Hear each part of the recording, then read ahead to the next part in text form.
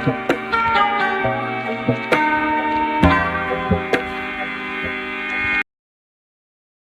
number 4. This question is from trigonometric functions.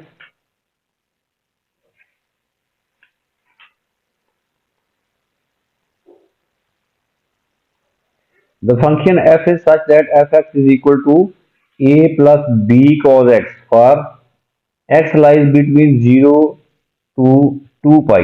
2 pi mean degree में 360 degree कहते हैं, ये रेडियन में इसकी डोमेन दी हुई है. It is given that f 1/3 pi is equal to 5 and f pi is equal to 11. Find the values of the constant a and b. यहाँ से इन दो इक्वेशंस में से ए बी में दो इक्वेशंस आएंगी, तो हम साइमल्टेनियसली सॉल्व करेंगे. We get the value of constant A and B. F X is given trigonometric function a plus B cos X. अब देखिए यहाँ पे f 1/3 pi is equal to 5. x की जगह पे क्या लिखा हुआ है? 1/3 पाई. ये एंगल लिखा हुआ है रेडियन में. In place of x we will put pi by 3. 1/3 pi. तो so f 1/3 pi is equal to a plus b into cos 1/3 pi. तो cos 1/3 पाई जो है इसकी वैल्यू होती है 1/2. ये कैलकुलेटर से आप चेक कर सकते हैं. cos 1/3 पाई इसकी वैल्यू होती है 1/2. तो सो f 1/3 पाई की जगह पे हम 5 पुट कर देंगे क्योंकि इसकी वैल्यू 5 है. तो so we get 5 is equal to a plus b into 1/2. ये 1/2 क्या है? ये cos पाई बाय 3 की वैल्यू है 1/2. तो ये हमारे पास एक इक्वेशन आ गई है. इसको अरेंज करके लिख लेते हैं ऐसे. a plus 1/2b is equal to 5. Let this is equation number 1 for reference. तो इसी तरह अब हमारे पास है f pi is equal to 11. अब हम x की जगह पे क्या पुट कर देंगे? इस x की जगह पे पाई पुट करेंगे. इस फंक्शन में in place of x we will put pi. तो एक और इक्वेशन आ जाएगी a और b में. तो so f pi is equal to 11. f pi x की जगह पे हम इधर भी पाई पुट कर देंगे. a plus b cos pi. तो कॉस पाई की वैल्यू जो होती है ये होती है -1. तो f पाई जो है ये किसके इक्वल है? 11. तो so 11 is equal to a minus b, क्योंकि यहाँ पे cos पाई की वैल्यू -1 है तो हमने -b लिख दिया है. ये एक और इक्वेशन आ गई है. a minus b is equal to 11. Let this is equation number 2. Now we will solve these two equations simultaneously to find a and b. इनको हम एलिमिनेशन मेथड से कर सकते हैं. a plus 1/2 b is equal to 5. ये equation 1 है. a minus b is equal to 11. Now we will subtract करेंगे क्योंकि ये a हमारे पास ऊपर भी टर्म a है नीचे भी टर्म a है. तो हम सब्ट्रैक्ट करेंगे तो इनके साइन चेंज होंगे, ये कैंसल आउट हो जाएंगे. ये minus plus minus cancel out. यहाँ पे b पॉजिटिव है 1/2b, ये दोनों को ऐड करेंगे 3/2b. तो 3/2b is equal to right side पे 5 - 11 होता है -6. तो from here b is equal to -4. b की वैल्यू हमारे पास आई है -4. अब हम किसी इक्वेशन में पुट कर लेते हैं तो a की वैल्यू भी आ जाएगी. यहाँ इक्वेशन नंबर 2 में पुट करते हैं. इक्वेशन 2 में b की वैल्यू पुट करेंगे तो we get a is equal to 11 plus b. Finally we get a is equal to 7. So these are the values of a and b. b की value -4, a की value 7 हमारे पास आ गई। Next second part of this question is find the set of values of k। Set of values of k mean के k की value हमने inequality में देनी है, for which equation F X is equal to k has no solution. No solution का मतलब है कि ग्राफ आपका जो है वो लाइन को इंटरसेक्ट कहीं भी नहीं करता। तो हमने फाइंड करना है सेट ऑफ किन वैल्यूज ऑफ एक्स के लिए नो सोल्यूशन है। F X is equal to K mean ये एक हॉरिजॉन्टल लाइन होगी, क्योंकि एफ एक्स होता है वाई। एक्चुअली एफ एक्स क्या होता है, F X is equal to K है। एफ एक्स वाई को कहते हैं, के कोई कांस्टेंट वैल्यू है। फॉर एग्जांपल के हम यहाँ पे this is example only, for example कि हम 3 पुट कर लेते हैं या 2 पुट कर लेते हैं, y इज इक्वल टू 3, ये क्या होगा, ये एक हॉरिजॉन्टल लाइन है। आपने ये हॉरिजॉन्टल लाइन बतानी है कि ग्राफ ऐसी जगह पे हॉरिजॉन्टल लाइन लगानी है जहाँ पे वो लाइन जो ग्राफ को इंटरसेक्ट ना करें, तो वो वैल्यूज जो हैं वो सेट ऑफ वैल्यूज ऑफ के होंगी। तो यहाँ पे मैं आपको स्केच बना के दिखाता हूँ। पहले हम इसको एफ एक्स हमारे पास है a plus B cos X. A और बी की वैल्यूज पुट करके हम फंक्शन पहले फाइंड करते हैं कि फंक्शन एक्चुअली क्या आता है हमारे पास। ए और बी की वैल्यूज हमने फाइंड कर ली है। Putting the values of A and B, function we get, function is 7 minus 4 cos x.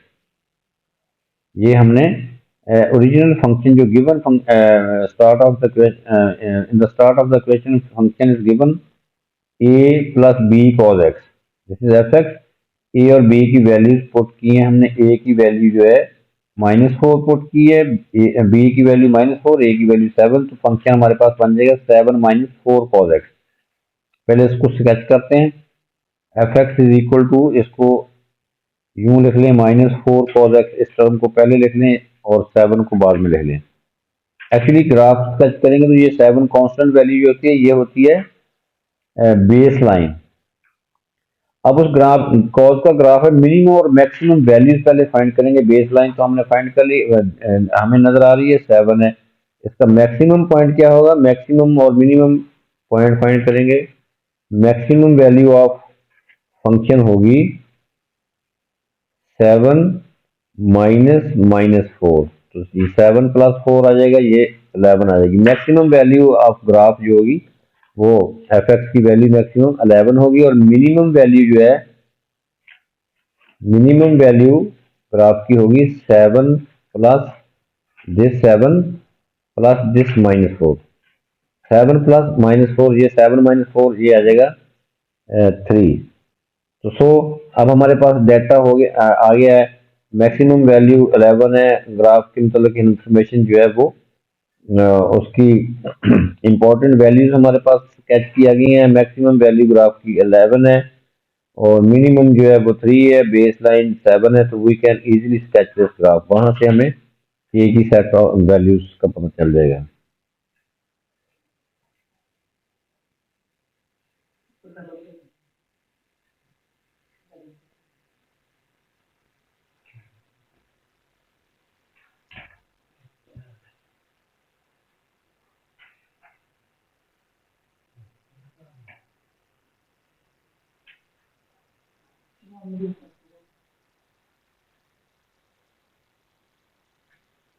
यहाँ पे हम मार्क कर सकते हैं 1 2 3 4 5 11 तक, क्योंकि मैक्सिमम वैल्यू जो है वो 11 है और मिनिमम 3 है।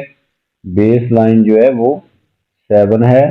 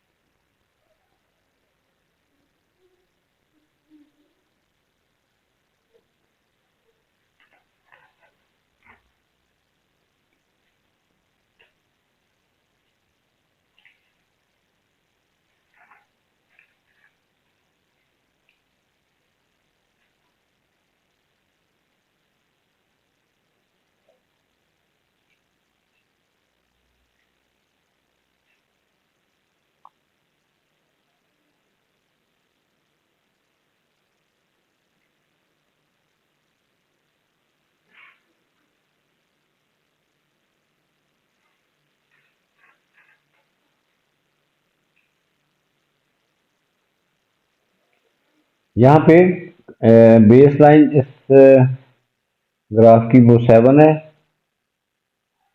तो 7 पे हम हॉरिजॉन्टल लाइन लगा लेते हैं। This is the base line of the graph. Maximum point is 11, minimum point 3।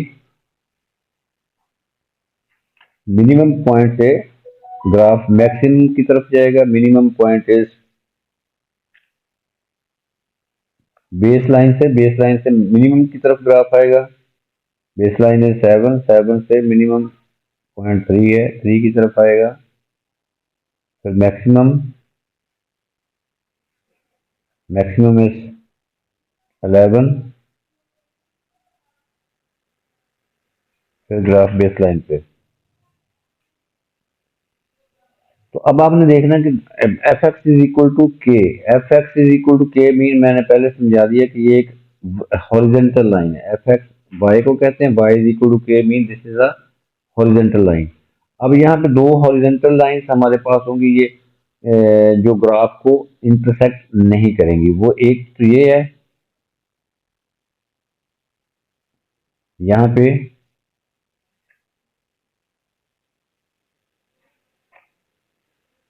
11 पे और एक 3 पे।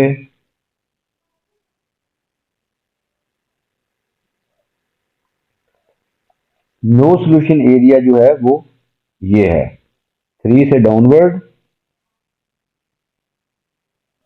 3 से डाउनवर्ड और 11 से अपवर्ड। ये इसके लिए अगर ये देखिए ये हॉरिजेंटल लाइन मैं यहाँ पे लगा लेता तो ये तो ग्राफ को दो जगह पे इंटरसेक्ट कर रही है, तो ये एक एक्स की वैल्यू ये आ जाएगी, एक ये आ जाएगी, तो फिर तो सोल्यूशन हो गया। तो नो सोल्यूशन के लिए क्या है कि हमने ये लाइंस जो है हॉरिजेंटल लगाई हैं।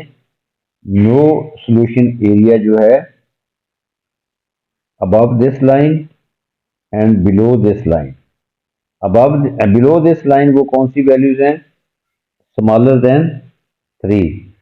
above this वैल्यू ये 11 में ये मैक्सिमम वैल्यू है, इससे ऊपर नो सोल्यूशन एरिया है। तो सो these are two set of values, fx is equal to k, no solution for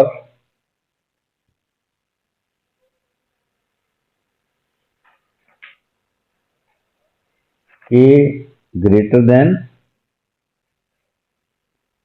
11 and k less than 3।